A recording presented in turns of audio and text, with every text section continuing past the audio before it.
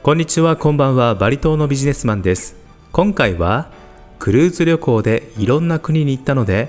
現地通貨に両替せず、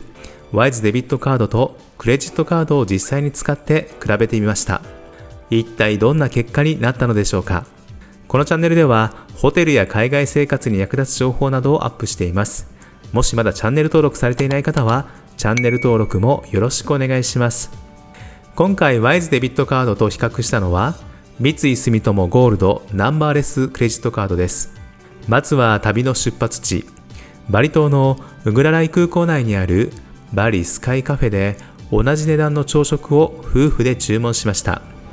今イミグレが終わって出国検査が終わってちょっとね朝食をねいただきたいと思います。でこの朝食なんですけども、一つはねこのワイズカード、一つはこの三井住友カードのビザ、これがねどれぐらい差がつくかね、今回、バリ島などシンガポール、そしてベトナム、香港、台湾という国でねそれぞれ試していきたいと思います。これのね、クロワッサンすごい大きいんですけど、クロワッサンとこのカプチーノ、はい、1300円ぐらいしましたね。1200いくらかな、はい、結構します。空港内ちょっと高いですけどね。はい、それではいただいていきます。値段はそれぞれ13万インドネシアルピア。こちらがクレジットカードの明細になります。日本円で1246円引かれています。こちらはワイズデビットカードの明細です。こちらでは日本円で1225円引かれています。差額は21円で 1.7%。ワイズデビットカードの方がお得になりました。次は飛行機に乗ってクルーズ船の出発地シンガポールへ。到着したのがちょうどお昼だったので、チャンギー空港の出口を出てすぐ横にあるオールドストリートバクテというお店でシンガポール名物のラクサ 22.57 シンガポールドルをそれぞれのカードで支払いました。まずはクレジットカードの明細はこちら。日本円で2461円引かれています。今度はワイズデビットカードの明細です。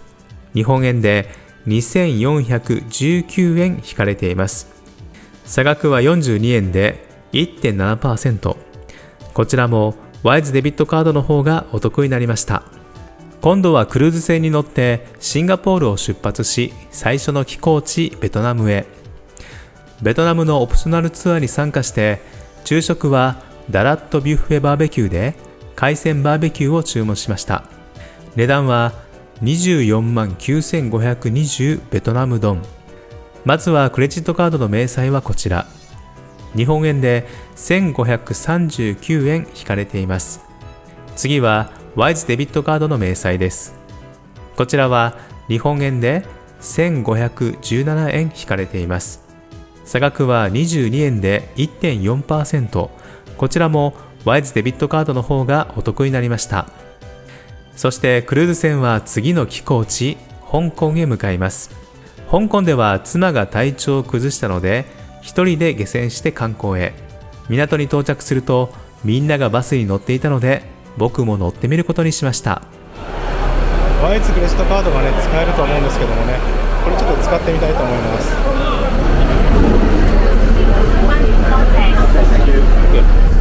はい、今ワイズのアプリでいくら引かれたかねすぐ連絡来ました。 7.7 香港ドル引かれたみたいですね。日本円だと142円。とりあえずねワイズのタッチ決済でねこのバス、香港のバス乗れることが分かりました。よかったら皆さんも、使ってみてください。はい、この後香港のビクトリアピークの観光をして船に戻る前にクルーズ船で必要だったビーチサンダルを日本城 JHC というお店で購入しました。お値段は 19.9 香港ドル。僕と妻の分をそれぞれのカードで購入しました。まずはクレジットカードの明細から。日本円で374円引かれています。今度はワイズデビットカード。同じ 19.9 香港ドルの商品が366円でした。差額は8円で 2.1%。ワイズデビットカードの方がお得になりました。やっぱりワイズデビットカードはレートがお得ですよね。他にも以前香港国際空港の ATM でワイズデビットカードで現金を引き出して現地両替と比較した動画などもあるので、よかったらそちらもご覧ください。次のクルーズ船の寄港地は台湾。台湾ではそのうち風化で消滅すると言われている奇岩がたくさんあるイエリョウ地質公園へ。こちらの入園料をクレジットカードとワイズデビットカードでそれぞれトリップ .com のサイトを通して支払ったんですが、どちらも日本円での支払いだったので、これは為替レートに関係なく同じ538円でした。その他にも行き帰りのウーバータクシーやセブンイレブンでガリガリ君のアイスもワイズデビットカードで全く問題なく支払うことができました。その後、日本の清水港の美味しいマグロ丼やエスパルスドリームプラザのカフェ、横浜のラーメン屋や中華料理店など、日本国内でもワイズデビットカードは大活躍しました。今回、いろんな国でクレジットカードとワイズデビットカードを比較してみて分かったのは、海外での支払いの場合、クレジットカードの為替レートよりワイズデビットカードの為替レートの方が 1.4 から 2.1% ほどお得でした。これは1万円使うと140円から210円ぐらいお得になる計算です。もし皆さんが今持っているクレジットカードが海外利用で 2% 以上のポイント還元でなければ、海外ではワイズデビットカードの方がお得になります。また、今回のクルーズ旅行でいろんな国でワイズデビットカードを使えたので、現地の通貨に一度も両替することなく旅行を終えることができました。もし寄港地ごとに毎回現地通貨に両替していたなら、かなり高いレートになり、両替するための時間も取られます。また、現地通貨の紙幣が余ったら、また高いレートでの再両替や両替する手間、もし硬貨が余ってしまったら再両替はできないので、寄港地によるたびに各国の硬貨が増え続けるかもしれません。また、ワイズデビットカードは簡単にアプリでカードを凍結・解除することが可能なので、セキュリティ面でも安心です。なので、普段はカードを凍結しておいて、使う前にアプリで凍結を解除、そして使い終わったらまたすぐ凍結しておけば、カードの不正利用を防ぐことができます。